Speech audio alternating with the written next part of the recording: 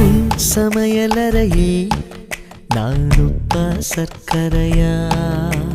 நீ படிக்கும் அறையில் நான் கண்களா புத்தகமா? உன் சமையலறையே நான் உப்பா சர்க்கரையா? நீ படிக்கும் அறையில் நான் கண்களா புத்தகமா? நீ விரல்கள் என்றால் நான் நகமா மோதிரமா? நீ இதழ்கள் என்றால் நான் முத்தமா புன்னகையா? நீ அழகு என்றால் நான் கவியா ஓவியனா? உன் சமையலறையே நான் உப்பா சர்க்கரையா?